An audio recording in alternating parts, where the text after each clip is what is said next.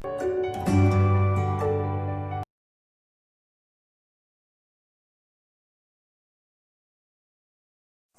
my dear students, today I am going to discuss about chapter number 6 of 12th Science Physics, electromagnetic induction. So first of all, what are the topics that we are going to discuss in this chapter? So first topic is the introduction, in which we are going to discuss about the magnetic flux and how we can generate or induce the changing flux in any of the coil.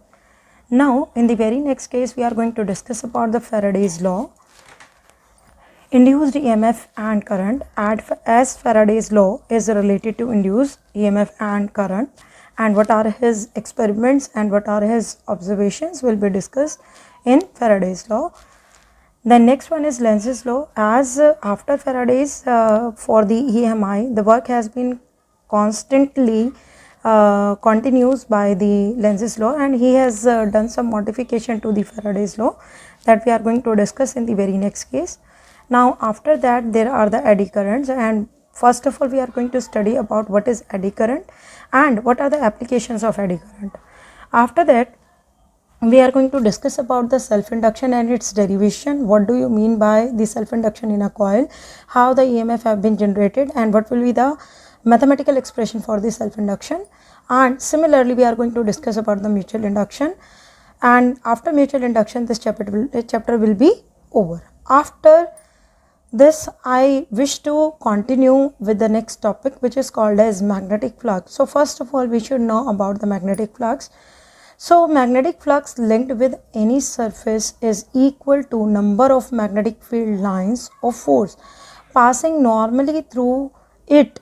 It is a scalar quantity. So first of all try to understand what do you mean by the normally word. Over here, as I am saying that it magnetic force passing normally through it. So the normally you are going to consider the mathematical expression first, and then you are going to come to know that when the magnetic flux will be maximum, when the magnetic flux will be minimum, and as for the EMI we should generate, and it is a mandatory condition that we should generate the maximum magnetic flux so that we can convert the mechanical energy into the equivalent electrical energy in the, you can say, with minimum losses. So now I wish to show you with respect to the diagram that what do you mean by the normally or the perpendicularly word. So now over here you can see that there are the magnetic field lines. So over here I have assumed that there is a uniform magnetic field line. After that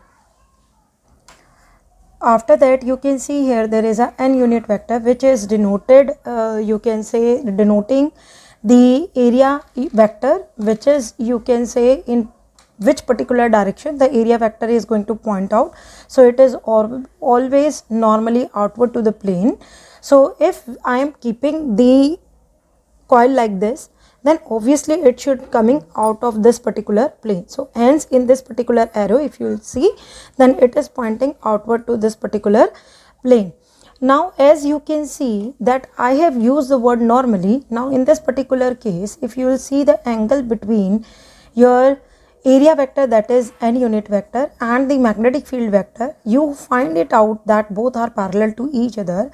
And now with the mathematical expression I wish to discuss with you that as magnetic flux is equal to B dot A, in the vector notation I have written B dot A. So as we know that dot product always result in the scalar quantity, and over here the flux as denoted by B dot A, then the formula gives you B dot A cos theta. That means it will be maximum when theta will be 0 degree, and for that these two should be parallel. So that is why over here in the definition the word normally have been used. That means the number of magnetic field lines which are passing the surface normally. So if this is the surface and you can see that these will be the magnetic field lines, you can take that the area vector in this particular direction, and magnetic field lines are also passing through this particular area. So how many number of magnetic field lines are passing this particular area normally outward to this particular from they are supposed to pass through this particular surface area outside, and here you can assume that the area vector is in this direction only. Then you can see the theta to be 0 degree. Now I am going to discuss with respect to the second diagram, which is, now I am going to discuss the same thing with respect to the second diagram, in which there is no normal vector. You can say that the area vector is making some angle with the magnetic field lines, or vice versa you can take that the magnetic field lines are making some angle with the area vector. So now in this particular case, as you can see that the flux is given by BA cos theta, and now angle theta is playing the important role. As theta increases from 0 to 90 degree, that does mean if the coil is placed such that the area vector and the magnetic field vector are making theta to be 0 degree, then if it starts you can say increasing from 0 degree to 90 degree, then flux goes on decreasing, and that particular condition is for the minimum flux is that if this is the area vector and now the magnetic field lines are passing through, you can say these are not passing through it, the area vector is placed like this horizontal to the magnetic field lines. So simply you can understand it like a plain paper, and on which you can just place any circle kind of a thing like a bangle, and then you can see that the magnetic field lines are not passing through it because it is placed horizontally, and in that particular case area vector, as over here in this particular diagram I will show you, if these are the magnetic field lines and the area vector have been placed like this, in this particular case you can see that magnetic field lines and the area vector both are making the 90 degree angle with each other, and in this particular case the flux will be minimum. Now I am going to discuss about the all basic points related to the flux, the condition when the flux will be maximum, when the flux will be minimum. As a basic introduction I have already given you. Now we are going to just discuss with respect to the point. So here A is the area vector of the coil and B is the magnetic field strength, as you already know about it, that B stands for the magnetic field strength. Now case 1. So if theta is 90 degree, as just right now I have discussed with you, so in this particular case this theta 90 degree is nothing but you can say in this particular case A and B are both perpendicular to each other, and in that particular condition you can take that cos of 90 degree will be 0 as it has been written here, and in this particular case the flux induced will be minimum in the coil, and this signifies that no magnetic flux is linking with the surface when field is parallel to the surface, as already with respect to diagram I have explained you. That means we are keeping the area vector parallel to the magnetic field lines. Now in the very next point, case 2, when theta is 0 degree, in this particular case the area vector and magnetic field lines you can say this is the area vector and magnetic field lines are passing through this normally. In this particular case B and A both are making 0 degrees angle with each other, and cos of 0 degree as we know is 1. Then this signifies that magnetic flux linked with the surface is maximum when the area is held perpendicular to the direction of field. That has been shown in the first diagram, so you can refer the first diagram also to understand the condition of, you can say, placing perpendicular to the direction of magnetic field. To discuss with respect to the positive, negative and zero flux, as on the screen you can see that the angular conditions have been given. In that particular case we can come to know that the flux will be positive. So with respect to waveform also you can understand, with respect to the quadrant system also you can understand, as we know that the flux is directly proportional to the cos theta component, and theta is nothing but the orientation how the coils have been placed in the magnetic field lines. So in this particular condition, if you will see that 0 to 90 degree, as we know that from 0 degree, at 0 degree cos is 1 and towards 90 degree it goes on decreasing to 0. So in this particular case it is going to show you the positive flux, as cos is going to have the positive values here. And the very next case is from 270 degrees to 360 degrees. At this point also from 270 degree it goes on increasing from 0 to 1. At 360 degree it will be maximum, that is plus 1 again. So now we can see that for these two particular quadrants, that is first and the fourth quadrant, we are getting the positive values for the cos, and hence the flux is also going to be positive because flux is depending upon the cos component. Now after that we are having the zero flux. So magnetic flux is zero in what condition? Obviously at 90 degrees and at 270 degrees, because these are the 2 points at which the cos function shows you the zero value, because cos of 90 degree is also 0 and cos of 270 degree is also 0. Now for the negative flux we can have the points like 180 degree. Everyone knows about it, that cos of 180 degree is minus 1. We know that cos theta has the negative value from 90 degrees to 270 degree. So in this particular case, with respect to the diagram also I wish to show you that how we can say that cos is going to have the positive values, negative values or the zero values. So in this particular case you can see that the cos graph is like this, and at this particular point you can take 2 pi. So this condition is of 90 degree, this condition is of 270 degree. So at 90 degree and 270 degree you can see that cos omega t is nothing but 0, and this is the condition of 0 degree, and this is the condition of 360 degree, and you can see that from 0 to your 90 degree the values are constantly decreasing.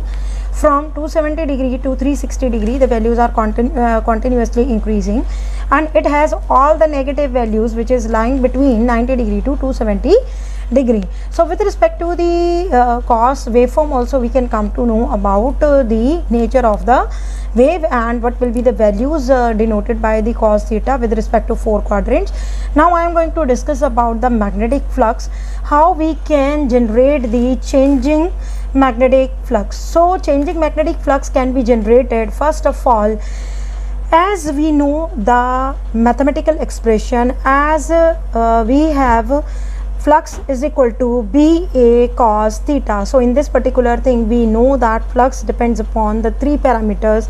First one is the magnetic field strength, second one is the area of the coil, third one is the orientation, how the coil have been placed with respect to the magnetic field, or how the magnetic field lines are passing through the coil with respect to the position of the coil, vice versa field. So these 3 points you can come to know with respect to the mathematical expression, as we have just studied that flux is equal to BA cos theta. So if we are going to increase the magnetic field strength or decrease the magnetic field strength, in that particular case both the cases we can generate the changing magnetic flux, that is d phi by dt. Similarly, if we are able to change the area of the rectangle of the coil, whatever coil, depending upon the irrespective of the shape, so that can be rectangular, that can be circular, that can be any of the shape. So I'm not discussing about that part, I'm concentrating on the area. So if anyhow we are able to change the area of the coil, then obviously we can generate the changing magnetic flux. Area can be decreased, area can be increased. And similarly the orientation of the coil, how we are just keeping the coil with respect to the magnetic field lines, how the theta is variable, in that particular case also we can generate the changing magnetic flux. So now in the very next slide I am going to discuss about the various points related to the magnetic flux. So magnetic flux is a scalar quantity, as we know that it is a resultant of the 2 vectors, and due to the dot product we are going to have the scalar quantity. And now in the very next case, SI unit of the magnetic flux is Weber or Tesla meter square, so that you can calculate with respect to your formula only. So as we know that the flux is nothing but flux is given by the flux is given by BA cos of theta, as cos theta is dimensionless, so B and A are going to give the resultant SI unit. So B has the SI unit as Tesla and area has the meter square, so it will be the Tesla meter square, or simply we can say it is Weber. Now the very next case, very next point is the definition for the 1 Weber. These definitions are very important with respect to the you can say fill in the blanks and MCQs. So 1 Weber is nothing but 1 Weber is the magnetic flux produced when a uniform field of 1 Tesla acts normally over the area of 1 meter square. That means the magnetic field which is passing through the coil of 1 meter square area is having the magnetic field strength as 1 Tesla, then the flux generated will be called as 1 Weber. Now the very next point is the CGS unit of magnetic flux is Maxwell. So now as we have just in the previous case SI unit, which is generally nothing but the MKS unit, is Weber. Now in CGS system the magnetic flux has the unit of Maxwell. Now 1 Maxwell is defined as, 1 Maxwell is the magnetic flux produced when a uniform field of 1 Gauss acts normally over an area of 1 centimeter square. So whenever through the 1 centimeter square of area the magnetic field strength of 1 Gauss is going to cross that area normally, then the flux generated will be called as the 1 Maxwell. Now in the very next case I wish to discuss about the very next point, which is the Weber and the Maxwell relation. So 1 Weber is equal to 10 raised to power 8 Maxwell. That means MKS unit depends upon the CGS unit in terms of 10 raised to power 8, and 1 Maxwell is equal to 10 raised to power minus 8 Weber. It is vice versa now. Now in the very next case 1 Maxwell is equal to 10 raised to power 4 Gauss, or 1 Gauss is equal to 10 raised to power minus 4 Maxwell. Why I am giving you these type of things over here? Because these are very important with respect to the current you can say method or current pattern of the CBSE, how they are asking the questions. So these questions can be asked in the fill in the blanks form. Sometimes it happens that we do not aware of the values, because so many students are there in the world, those are not good in the numerical part of the physics. So at that point they will not be knowing the values. All those are very good with respect to the numerical part, they will be knowing about the values. Now the next point is the dimension formula. So dimension formula is M1 L2 T minus 2 and A minus 2. All these points, students, I am just winding up with this particular session, and in the part 2 I am going to discuss about the electromagnetic induction basic definition, as well as I am going to discuss about the Faraday's experiment, and with respect to that Faraday's experiment I am going to discuss about the observations that Faraday has done, and then how he has given his law, the two statement that he has given, and the mathematical expressions with the Lenz's law. So I hope my videos are helping you out a lot. So thank you so much.